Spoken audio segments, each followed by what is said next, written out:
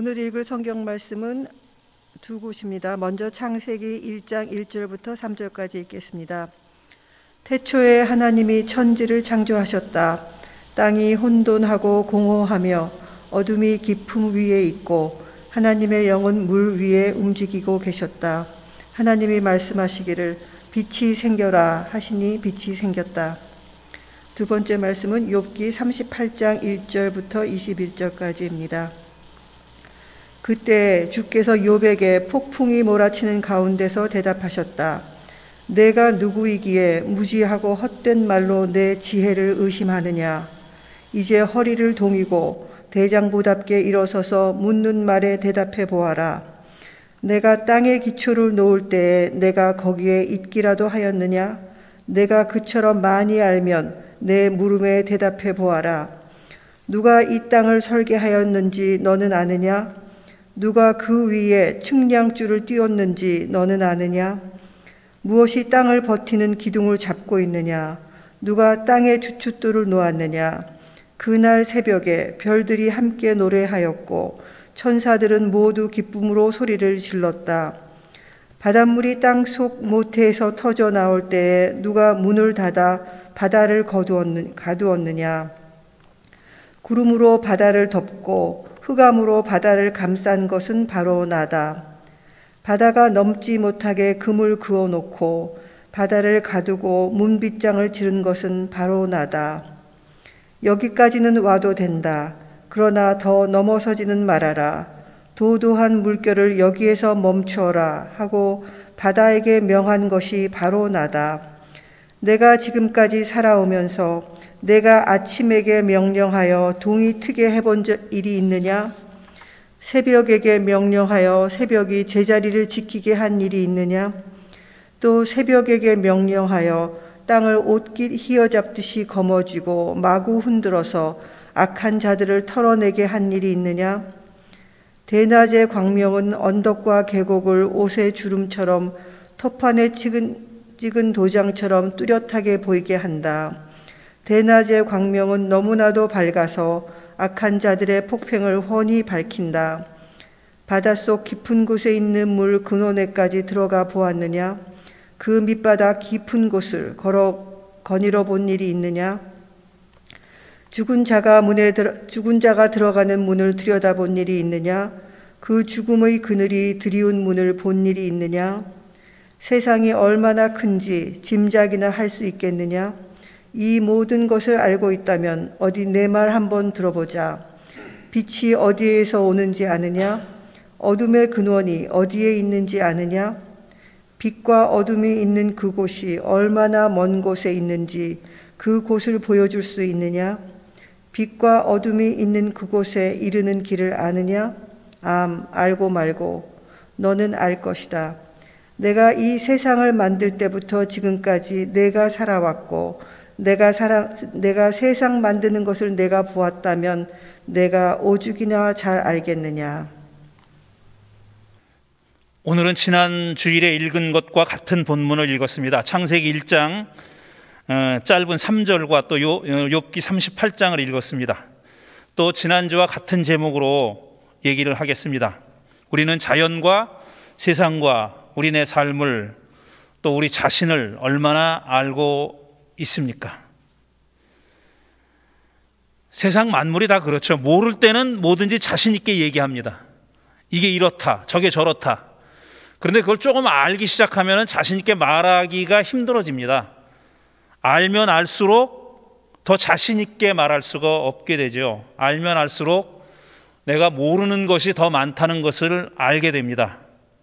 그래서 자신 있게 말할 수가 없는 겁니다.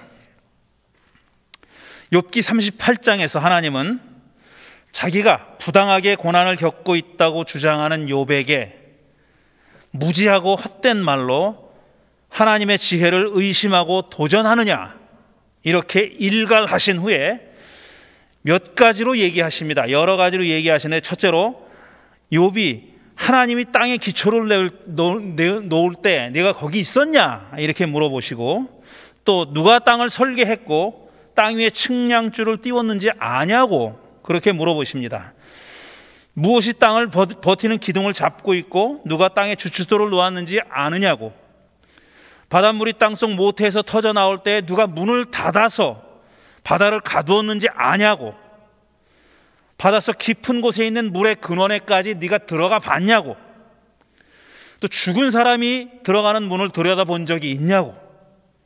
세상이 얼마나 큰지, 빛이 어디에서 오고 어둠의 근원이 어디 있는지 네가 아냐고.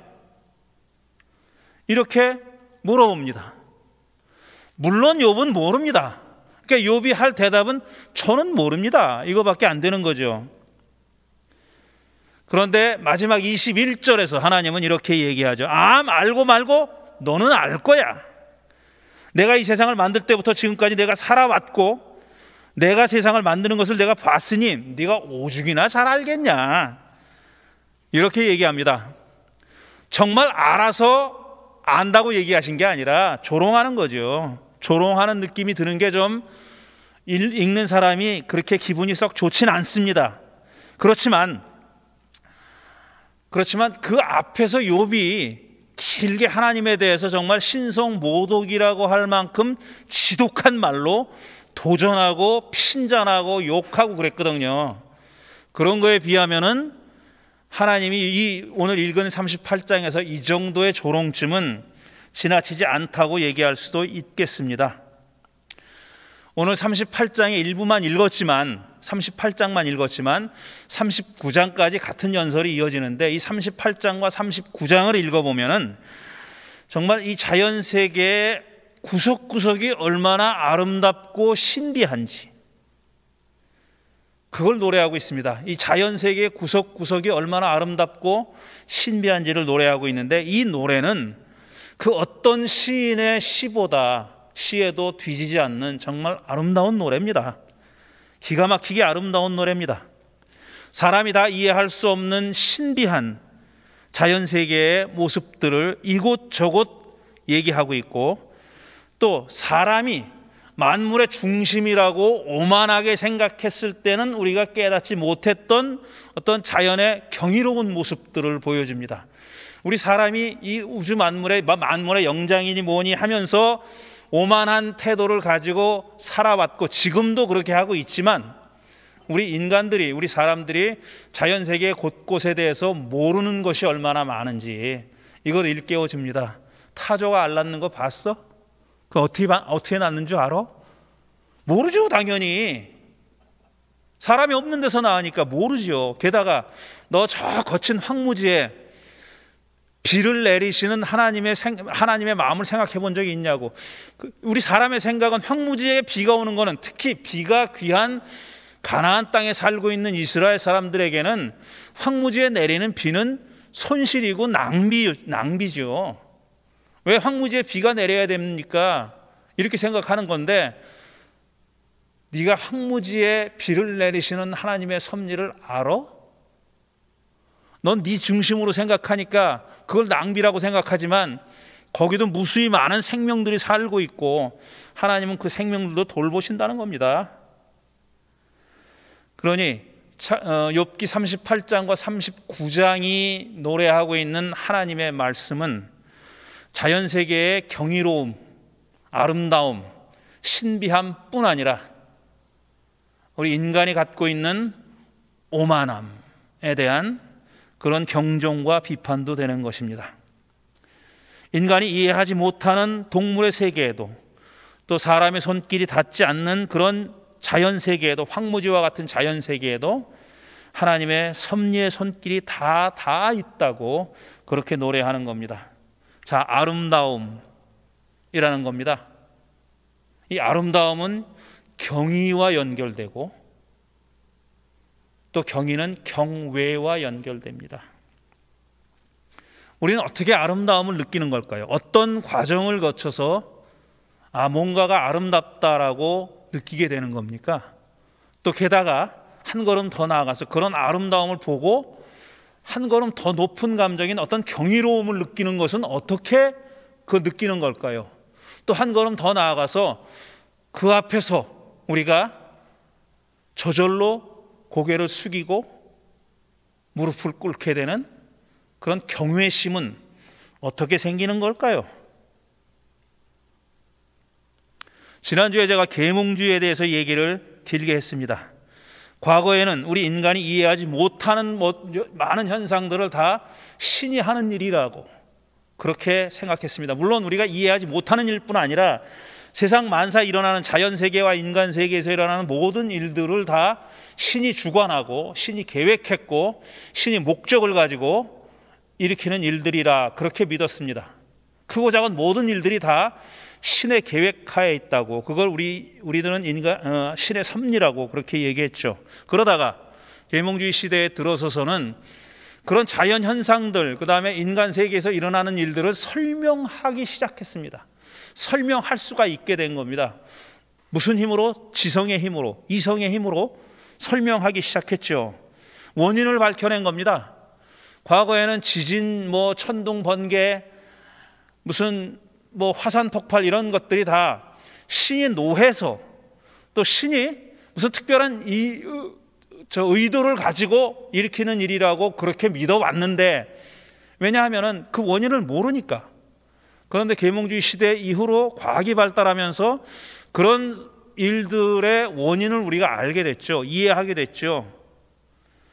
또 설명하게 됐습니다. 설명할 수 있게 됐어요. 많은 자연 현상들이 설명됐고, 그 다음에 아주 미세한 세포, 그 안에 있는 더 미세한 것들도 우리가 관찰하기 시작했고, 또 이해하고 설명하기 시작했으며, 더 넓게는 온 우주의 탄생에서부터 이 우주가 얼마나 큰지, 얼마나 많은 무슨 뭐가 있는지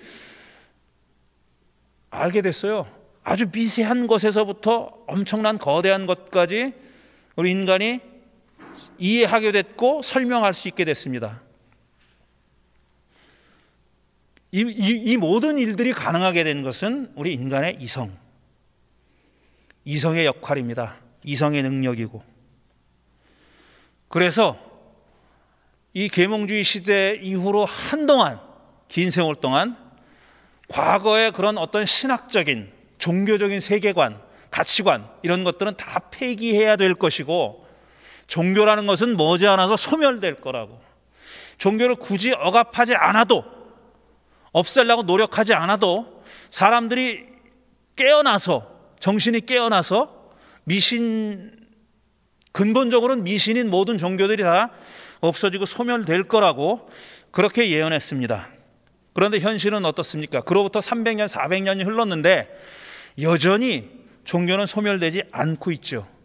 제가 종교가 소멸되지 않아서 다행이다 이런 뜻으로 말씀드리는 게 아닙니다. 그게 현상이라는 겁니다. 그게 현실이고 현상이라는 거예요. 물론 그동안에 부침이 있었어요. 그리고 종교도 여러 가지 모습으로 옷을 갈아입었습니다. 서로 변했죠. 많이 달라졌죠. 한 종교 전통도 계속 변화하고 또 진화해 왔습니다. 그런데 그 계몽주의 시대 때 많은 사상가들이 예언했던 종교의 소멸은 일어나지 않았습니다.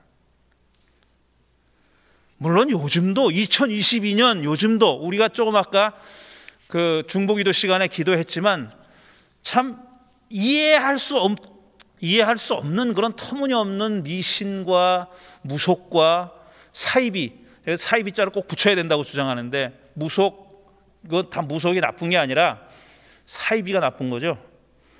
도사니 법사니 스승이니 해가면서 그런 무속의 힘을, 그야말로 사이비 무속인의 힘을 믿고 따르는 사람들이 있어요. 근데 그게 저는 그냥 단순한 일탈이라고만 보기에는 그것보다 더 큰 현상이라고 생각합니다. 이건 그 사람들이 가지고 있는 의도, 속마음을 없애면은 없어질 거라고 생각하는데, 물론 그 사람들은 없어질 거예요. 그러나 그런 일들은 앞으로 계속 생겨납니다. 지구 곳곳에서 지금도 여전히 힘을 발휘하고 있는 지역이 있고, 그런 문화권이 있고, 또 생겨났다 없어졌다 하면서 계속 생겨나는 겁니다. 무엇이 우리 인간으로 하여금 그런 시대에 뒤떨어진 그런 무속을 따르게 만드는 걸까? 이것도 생각해 봐야 할 그런 숙제라고 생각합니다.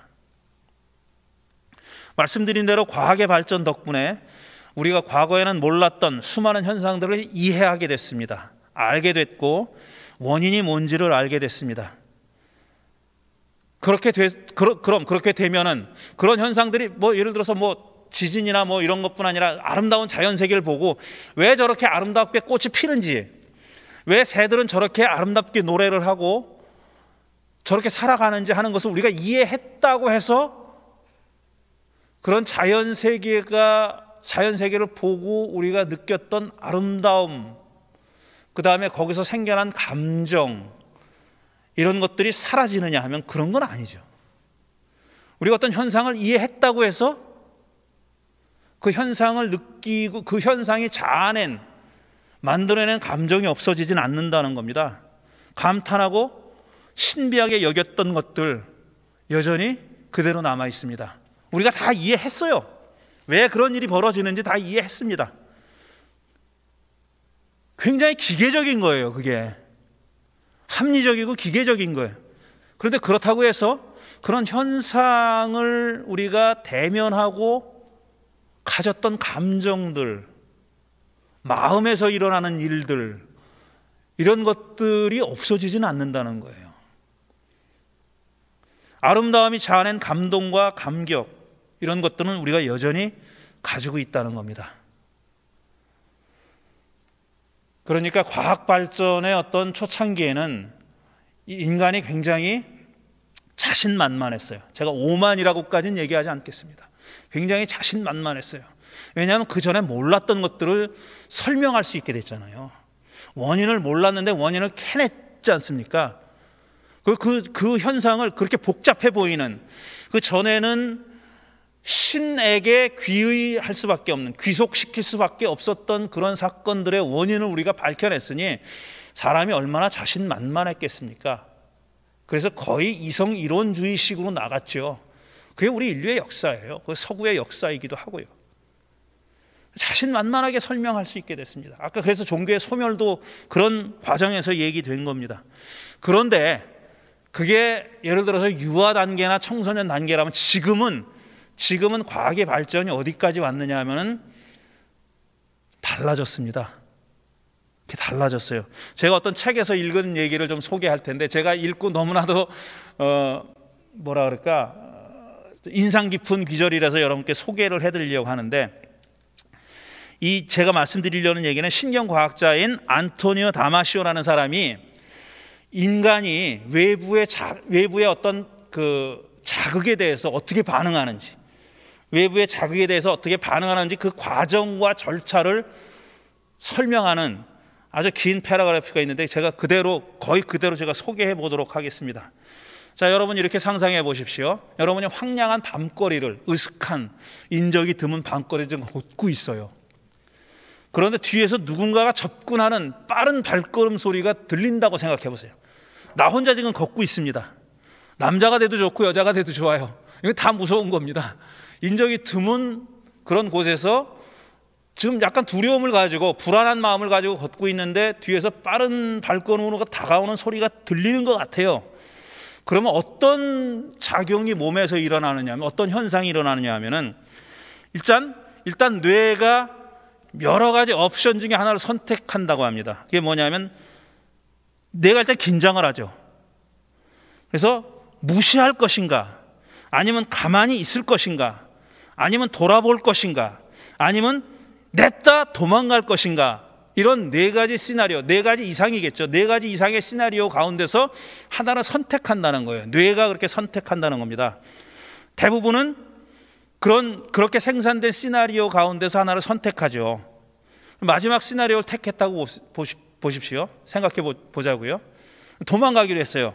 도망가기로 작정을 하면 어떤 일이 일어나냐면은, 이렇게 저기 불빛이 보이는 가게, 멀리 불빛이 보이는 그 가게로 도망가기로 작정을 했어요. 달려가는 거죠. 그럼 이런 의식적인 반응이죠. 내가 저 길로 달려가야 되겠다, 저 불빛이 보이는 저 가게로 도망가야 되겠다라고 의식을 하고 행동에 옮기면 어떤 일들이 벌어지냐 하면은 자동적인 생리적인 반응이 생겨나는 거예요.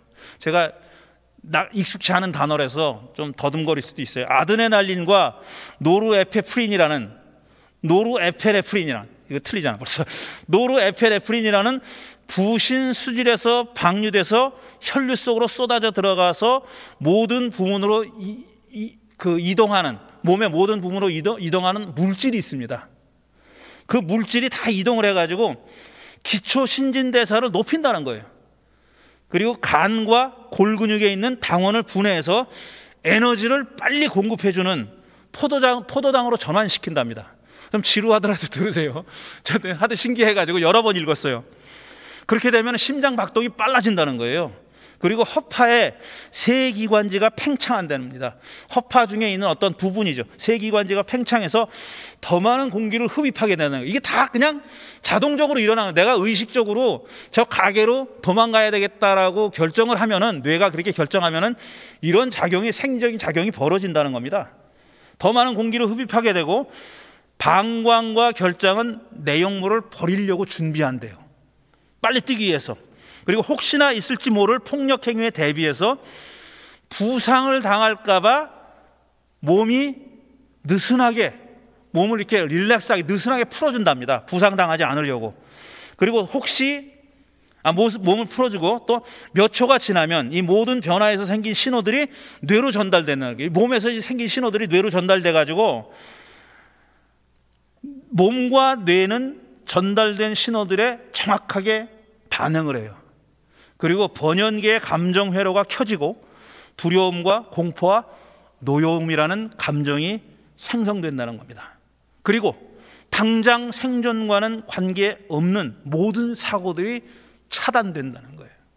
그러니까 불안과 두려움과 이런 감정이 생겨나고 다른 감정들은 차단된다고 하는 거예요.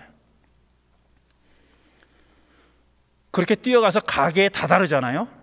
그러면 이제 가게에 다다랐고 추적자가 사라졌거나 사실 그게 자기가 추적당하지 않았다는 것을 확인하면은 뇌로부터 안심하라는 신호를 전달받은 몸은 서서히 활동을 줄이고 본래 상태로 돌아간다는 겁니다.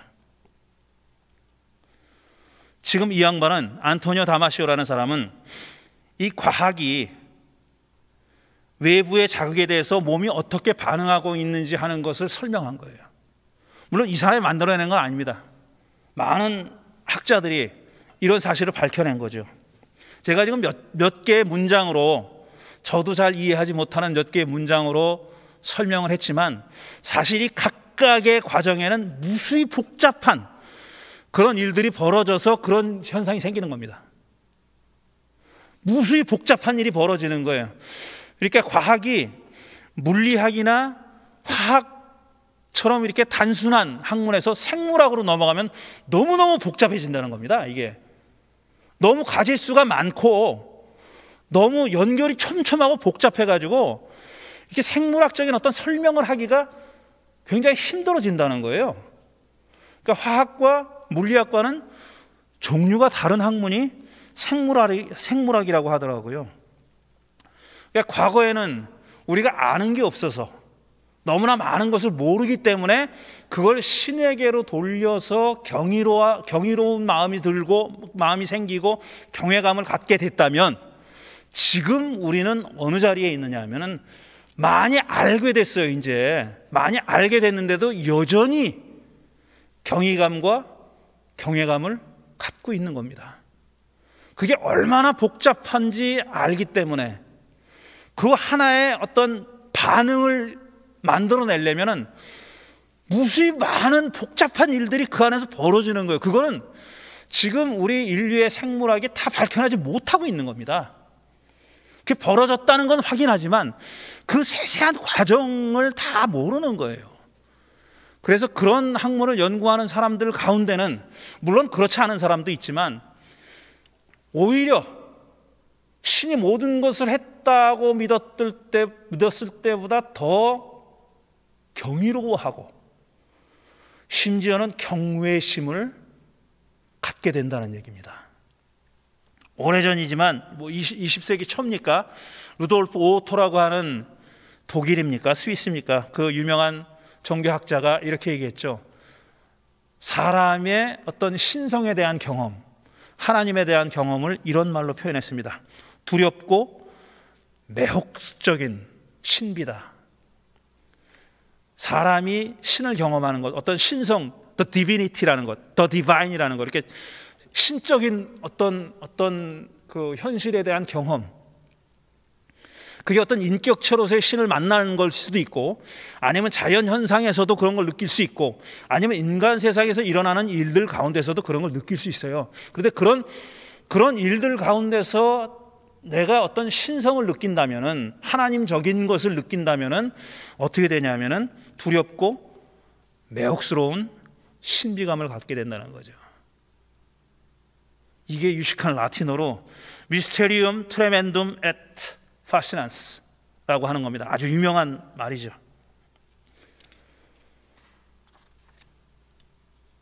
그러니까 한마디로 얘기하면은 우리 마음이 하는 일을 잘 모릅니다. 아직까지. 어떤 특정한 감정이 왜 생기는지, 어떤 과정을 거쳐서 생기는지 잘 몰라요. 우리 자신에 대해서 잘 모르는 거예요.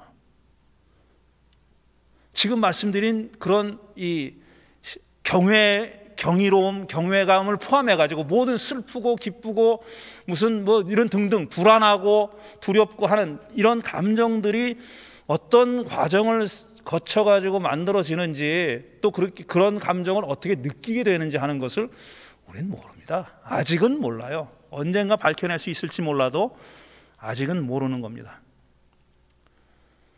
우리 사람들은 이런 궁금증을 가지고 있어요. 어떤 인간 사회에서 벌어지는 일, 아니면 자연 세계에서 벌어지는 일들에 대해서 일단은 그게 왜 벌어지는지 그 원인을 알고 싶어 합니다. 이해하고 싶어 해요. 이게 왜 벌어지나? 이런 일이 왜 생겼을까? 비단 자연 세계뿐 아니라 인간 사회에서도 마찬가지입니다. 인간 사회에서 벌어지는 많은 일들에 이 일이 왜 생겼을까? 또 이 일이 나에게 왜 생겼을까? 그 원인을 알고 싶어 합니다. 알고 싶어 하죠.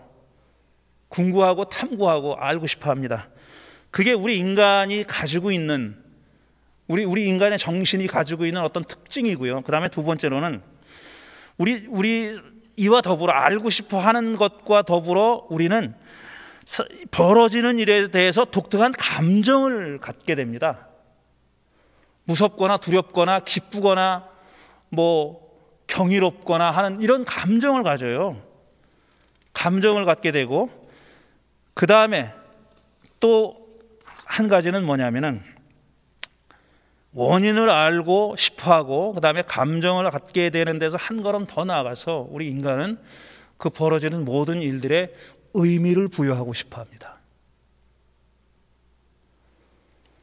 이게 그냥 아무 뜻도 없이 그냥 일어났다, 우연히 일어났다 라고 생각하고 싶어 하지 않아요. 어떤 일에는 반드시 의미가 있다, 이렇게 생각하고 싶어 합니다. 그러니까 의미를 부여하고, 그 의미를 부여하는 주체가 누구냐 하면 우리 인간의 마음이에요. 우리 인간의 마음은 감정을 느낄 뿐더러 그 다음에 의미를 부여하고 싶어 합니다. 물론 원인을 밝혀내는 합리적인 활동, 이거는 지성이 한다고 생각하는데 지성도 사실 마음이 하는 거죠. 그러니까 우리 인간의 마음은, 정신은 이 세 가지를 가지고 있다는 거예요. 의미가 전에 원인을 알고 싶어하고, 거기에 대해서 감정을 느끼고, 그 다음에 의미를 부여하는 이런 활동을 인간이 마음이 합니다. 그런데 그 인간의 마음에 대해서 우리 인간이 우리 스스로가 얼마나 알고 있느냐, 우리 마음을 얼마나 탐구했고 얼마나 알고 있느냐, 그건 너무나도 여전히 미지의 영역인 겁니다. 그리고 그 마음이라는 것을 생물학적으로 아니면 화학적으로 환원하는 것이 문제가 있다는 것을 알고 있어요. 그러니까 어떤 그 물질이 감정을 만들어내고 물질이 의미를 부여하고 하는 것이 부족하다는 걸 알고 있다는 거예요. 그러니까 모든 것이 다 유전자 탓이라고, 유전자 때문이라고 얘기할 수는 없다는 것을 진화론자들도 알고 있는 거예요. 그래서 사실 밈이라고 하는 것은 그래서 생겨난 거죠. 그 얘기를 길게 할 수는 없지만 그래서 생겨난 거예요. 유전자에 있는 게 아닙니다. 유전자가 다 설명할 수 있는 게 아니에요. 생물학적으로, 화학적으로, 생리학적으로 그렇게 환원시킬 수 없는 일들이 많이 벌어지는 겁니다.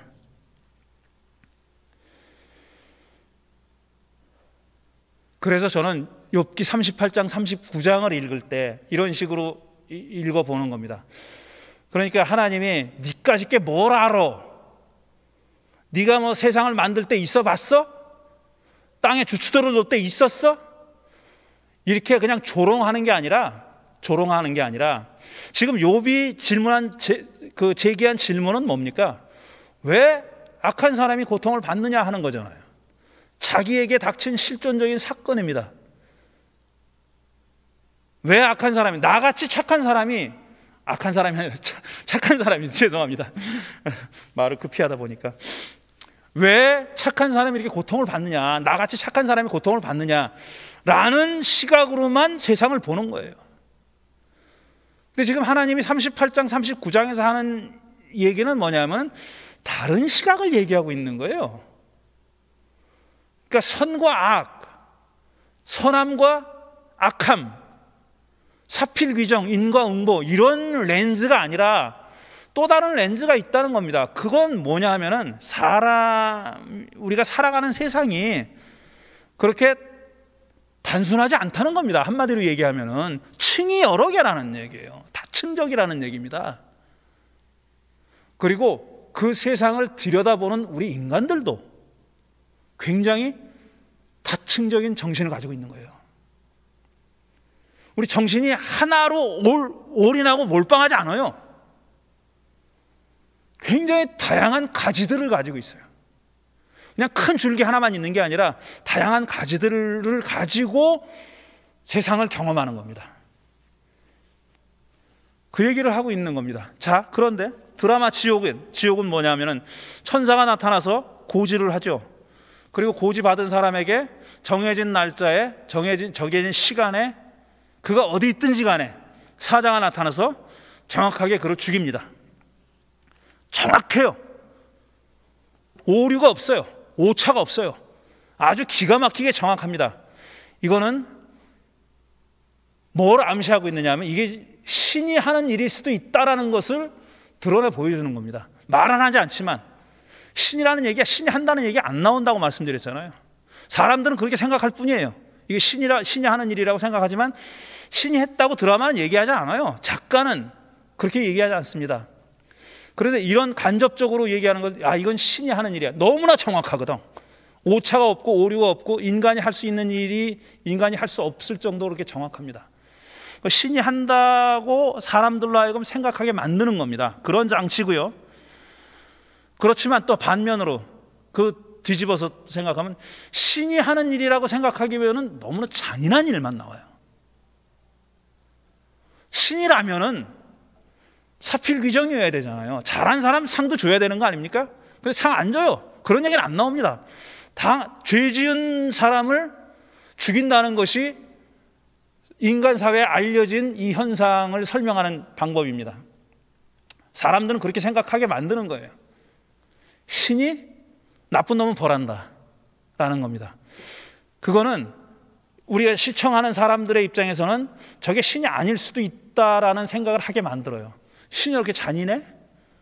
신이 이렇게 착한 일을 하는 사람에 대해서는 아무 얘기가 없네? 그냥 사자를 보내가지고 저렇게 처참하게 죽여? 그것도? 그런 겁니다. 다양한 사람들이 고지를 받고 시련을 당하죠. 그 중에는 자기가 적어도 나는 그럴만해 라고 생각하는 사람도 있어요. 자기 죄를 회개하고 고백하는 사람들도 있어요. 사실 내가 이렇게 됐는데 잘못했습니다. 용서해 주세요. 이런 사람도 있고, 또 어떤 사람은 자기가 그런 죄를 저질렀는지 죄 때문이라면은 그런 나쁜 짓을 했는지 모르는 사람도 있고 부인하는 사람도 있습니다. 부인하는 사람 가운데 하나가 누구냐면 정진수 의장이고, 그 다음에 그럴 리가 없다고 생각하는 사람이 바로 신생아의 부모죠. 이 사람들은 이게 죄 때문에 일어나는 일이라고 볼 수 없다는 거예요. 신생아의 부모는 당연해요. 이제 아직도 말도 못하는 난지 며칠밖에 안 되는 애를 죄 때문에 죽인다니까 말이 안 되는 거잖아요. 근데 정진수 의장이라는 사람은 욥과 같은 사람이에요. 이 사람도 자기가 그런 시연을 당할 만한 죄를 졌다고 생각하지 않아요. 그런 죄를 안 졌다는 거예요. 자기는 옳게 살려고 애를 썼고 그 다음에 고지를 받은 다음에 20년 동안도 자기는 그렇게 살아왔다는 겁니다. 그런데 그걸 설명해야 되잖아요. 의미를 부여해야 되잖아요. 의미를. 자기는 스스로 만들어낼 수 있는 의미가 없는 거예요. 자기가 당하는 일에 대한 의미 부여를 못하는 겁니다. 그래서 의미를 만들어내죠. 이거는 죄악된 세상을 하나님이 올바르게 정의롭게 만들기 위해서 하는 일이다. 나는 그렇게 사용되는, 그런 일에 사용되는 도구일 뿐이다 라고 의미를 만들어내죠.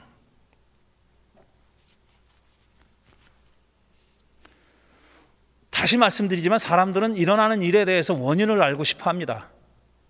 그런데 우리가 착각하고 있는 건 뭐냐면 그 원인을 알고 싶어 하는 뭘 가지고 알고 싶어 하냐면은 그건 우리가 합리와 이성과 지성과 이런 것이 도구가 돼서 그렇게 한다고 생각해요. 어떤 자연 현상에 대해서 인간사에 일어나는 어떤 사건에 대해서 의미를 추구하는 사람들은 그런 지성을 가지고 그렇게 한다고 생각합니다. 근데 실제로는 지성만 투여되는 게 아닙니다. 거기에 우리 온 정신이 투여되는 거예요. 감정과 그 다음에 의미 부여하는 그런 그 정신적인 활동까지도 거기 다 투여되고 있는 거예요. 그 사람이 물리학을 하던 화학을 하던 생물학을 하던 아니면 종교학을 하던 종교를 하던 다 거기에 그게 투여되는 거예요. 근데 나는 지성만 가지고 이 일을 하고 있다라고 생각하면 크게 착각하는 겁니다. 그런데 그 사람의 온 정신적인 능력 모두가 거기 투여되는 거예요.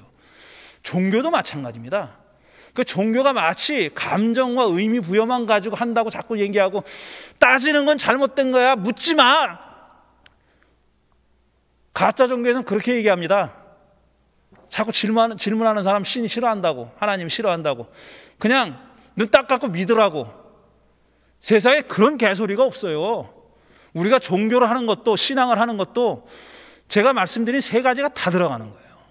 지성과 감정과 의무부여를 하려고 하는 인간의 정신활동이 전적으로 투여되는 겁니다. 그 중에서 종교는 의미부여와 그 세 가지가 다 동원되지만 그 중에서 의미부여의 측면을 그동안 일방적으로 강조해 온 겁니다.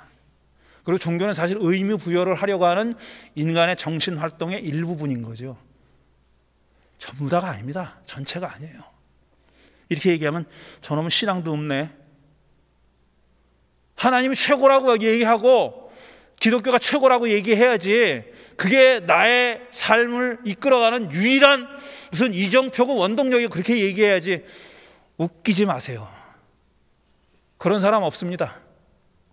거기 다 뭔가를 알고 싶어하는, 그 다음에 뭔가를 느끼고 싶어하는 그런 정신활동이 다 포함되어 있는 거예요. 그래서 제가 드리고 싶은 얘기는 뭐냐면은 이 균형이 중요하다는 거예요. 이 균형이. 저는 이 지옥을 보면서 그런 균형이 파괴된 거. 지금 사기꾼 얘기는 들어가지도 않았고요.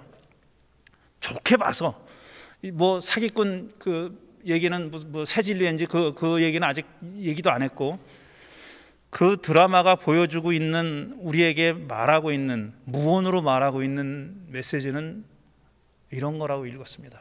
어떤 종교라는 것이 모든 정신활동이 투여되는 그런 행동이라는 것을, 그런 인간의 정신활동이라는 것을 망각했을 때 굉장히 파국적인 위험에 빠질 수 있다. 그리고 그 균형을 우리가 적절하게 찾아가는 것이 중요하다. 너무 지성적인 것도 문제가 있고, 너무 감정적인 것도 문제가 있고, 너무 억지로 의미 부여하려는 것도 문제가 있습니다. 그 적당한 세 가지 정신활동의 균형을 찾아 나가는 것이 건강한 종교활동이고 신앙생활이라는 말씀을 드리고 싶었습니다. 잠시 묵상하는 시간 갖도록 하겠습니다.